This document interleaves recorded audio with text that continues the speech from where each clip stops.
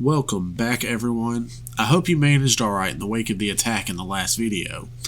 I heard that a few of our researchers were wounded, but by the grace of Amade, no one lost their lives. With that said, we have a lot of work to get everything back to normal, so today, without further ado, we're going to discuss Deskari and the Mendevian Crusades today.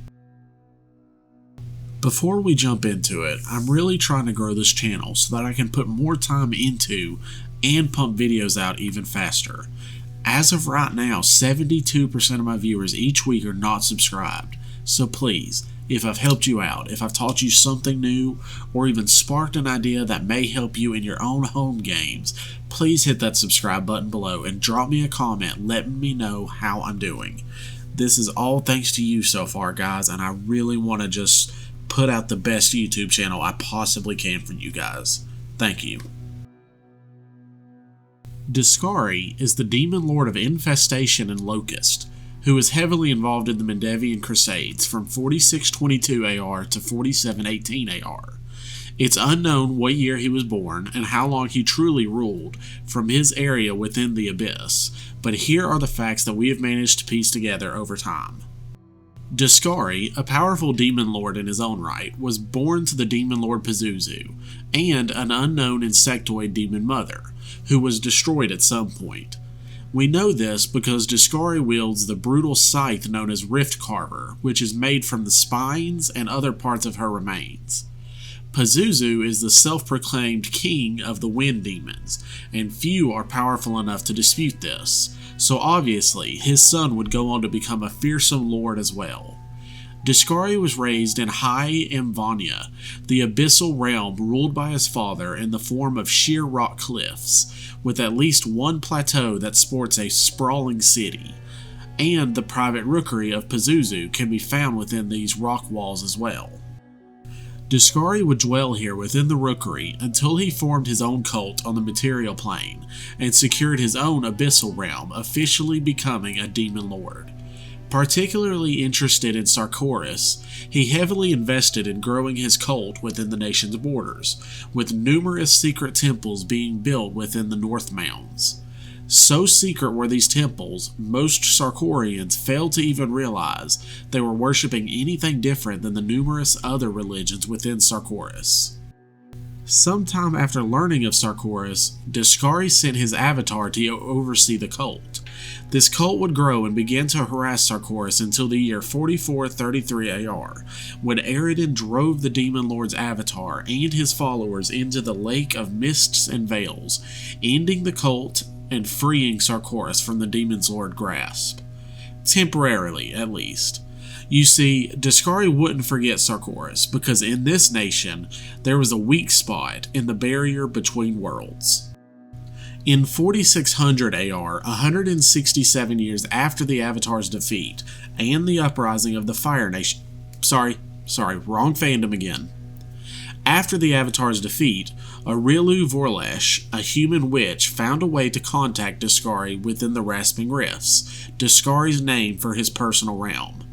After being imprisoned for the crimes of using arcane magic, Aurilu begged Deskari for his aid in punishing the land that had betrayed her, and in return, she pledged to help him in any way that he asked. Aurilu would go on to recruit two fellow prisoners under the false pretenses of helping them escape. However, as the trio weaved their powerful magics, Opon and Wiver No Clan realized the portal they were forming was not directed to any location on the material plane, but was heading to the Rasping Rifts. The pair withdrew their magic and turned on Aurilu, but in their surprise, she was able to force them through the portals, trapping them within the Rasping Rifts, where they were never seen again. This portal slammed shut, and for 2 years Aurilu labored to open the portal while stuck inside the Threshold prison. In 4602 AR, a horde of demons emerged, overwhelming the prison and slaughtering the guards and wardens, and placed Aurilu in charge. From there, she began converting many prisoners to this new Deskari cult, and she labored with these new followers until 4606 AR, when word of Aridin's mysterious death started spreading. Eridan's death sent ripples through the plains, knocking Golarion as a whole ever so slightly closer to the abyss, weakening the barrier even further. Emboldened by the death of his old enemy, Deskari ripped open the portal into Sarkoris, creating the massive Worldwound. What began as a small mile-long blight, rimmed by jet-black flames to the southwest of the city of Iz, soon expanded. Strange demonic beasts began haunting the barrows and tomes of the North Mounds, while others began spreading out and attacking nearby isolated clans. Over time, the wound expanded, only encountering resistance once the Mendevian Crusades were launched. By the time the Crusades were launched in 4622 AR, the Worldwound was already the size of a nation, and Sarkoris was largely destroyed.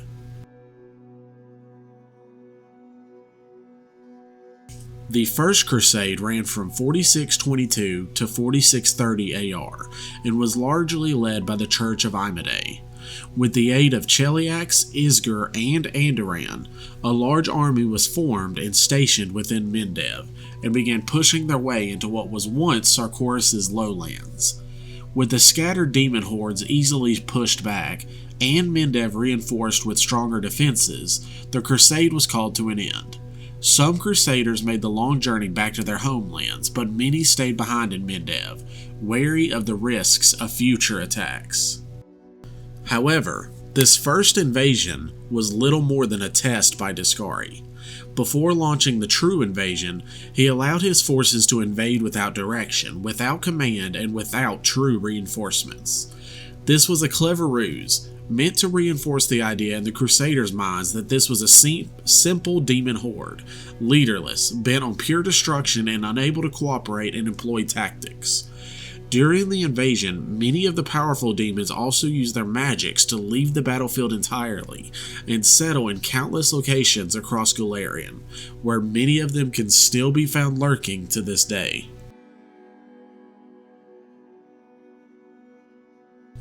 Eight years passed with relatively little activity from Deskari, until 4638 when the demons counterattacked in force.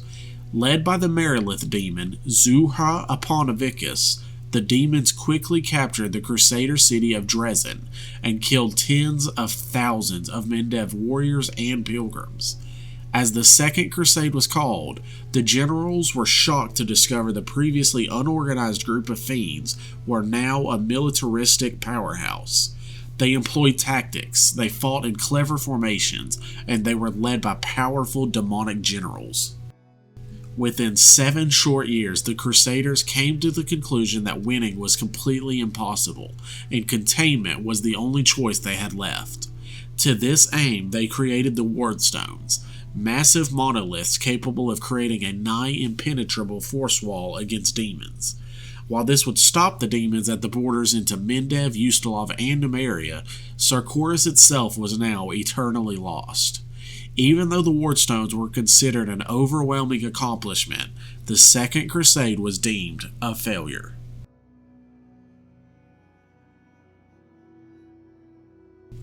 After the end of the Second Crusade, the demons quickly consolidated their power within their new territory, and dealt with increasing attacks from the realm of the Mammoth Lords to the north. Once dealt with, they turned their gaze southward to the greater portions of Golarion. Seeing that the Wardstones would prevent large movement of their armies, Deskari instead turned his gaze towards subtler methods of infiltration. Aided by his ally Baphomet, they infiltrated numerous Crusader churches and factions. This subtle method of infiltration was not aided by the fact that the Crusaders had run out of noble holy warriors and had begun recruiting less than pure-hearted individuals. Faced with increasing corruption amongst their own ranks, the Third Crusade was called, but was quickly turned inward. It devolved from a fighting force into witch hunts, with many innocents being caught up in the madness. The fervor got so out of control that the crusade began turning on indigenous Kelid and Sarkorians, until the Mendevian ruling party stepped in and placed an end to the Third Crusade. So far, Demons 2, Crusaders 1 false win. In 4692, a new demon emerged, a powerful Balor known as Karam-Zada, the Storm King. He and his forces were able to damage the Wardstone within Canabris and cross the barrier, but were driven back after the Balor was nearly slain by the dragon Tyrendelev. This worrying development led to the calling of the Fourth Crusade, with the sole purpose being to slay this Balor before he could rally the demons beneath his banner. This crusade would go on to last 15 years, only ending when the demons retreated in 4707 AR. However, the Crusaders were simply too beat down and exhausted to be able to press their advantage. The Fourth Crusade also saw the birth of the Order of Heralds, a knightly order tasked with reining in the excessive purges and witch hunts that plagued the Third Crusade. From here, we're going to jump back to Deskari himself, but I will be including the events of the Fifth Crusade at the end of the video, so that any who want to avoid spoilers may hear the rest of the information without worrying about hearing any adventure path details. Being the child of two demons, Deskari holds great disdain for any demon lords who are originally mere mortals, only respecting those that predated mortal sin, or those that were once Clippeth lords. As a demon lord, Deskari is at war with nearly every other demon lord in existence, due to their nature to always be fighting for more power. As such, I'm only going to bother mentioning his allies here. Otherwise, I would literally be here all day. Deskari is allied with his fellow demon lord, Baphomet, the demon lord of beasts, mazes, and minotaurs. Together, the duo worked as a powerful military force together in the Worldwound, with Deskari being the military force and Baphomet being more suited for subtler forms of combat such as corruption and infiltration. Deskari is obviously allied with Pazuzu, due to his role in raising Deskari. As such, despite the pair being equal in power now, Deskari maintains a role of subservience to his father, and any of Deskari's success brings credit to Pazuzu. Pazuzu, you ungrateful gargoyle!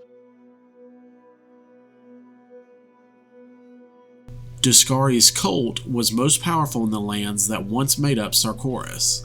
Outside of Sarkoris, however, his cult spread northward, infecting the nearby nations of Mendev, Numeria, and Bravoi, where they pose as devotees to Calistria. Many cultists worship him in the hopes of being rewarded after he took control over the world, but Deskari views them as no more than pawns. The smartest members of the cult saw this and made deals, grafting demon flesh into themselves, or sold souls to become demons after their deaths. Warning: cut the video here if you do not want spoilers for Wrath of the Righteous. Whether that be the video game or the adventure path, I will be covering the rest of Deskari's story, which is heavily involved in Wrath of the Righteous. I won't be covering the events too intensely because my scribes are still reaching out to some veterans of the Crusade for first-hand information. The Fifth Crusade was sparked to life in the aftermath of the demonic assault on Canabris. As the Armos celebration begins, the Wardstone in Canabris is destroyed in a massive explosion. Before the city can shake itself from their shock, they are invaded by demons led by Lord Karam-Zada. Within moments, the Balor has slaughtered the dragoness Tyrendelev, the city's greatest defender. However, before the death blow, she is able to reach out and save a group of player characters from a deadly fall into the ancient caverns below the city. However, in this attack, Deskari's forces unknowingly set the path for his own defeat. As a brief summary, due to the player's exposure to the fragments of the Wardstone, they gain powerful mythic levels, putting them on par with the Demon Lord himself. In the end, the group manages to perform a ritual that will seal the Worldwound. During an encounter with Aurilu and Deskari, the group manages to slay Deskari, ending the Fifth Crusade in an overwhelming victory. With Deskari dead, the rest of his forces collapsed upon themselves, and the mighty demon army is little more than individual groups that, while still threatening, are not the military force they once were. However, several dangerous individuals are still out there, and who knows what they could be plotting. Aurilu Vorlesh has become a half-demon witch of dangerous power, and her current fate is unknown, but hopefully she rests at the bottom of a ravine with a blade in her back. Other powerful demons have escaped in the distant corners of Golarion, and Deskari's invasion has extensively changed the land of Sarkoris and the fate of Golarion forever. And who knows?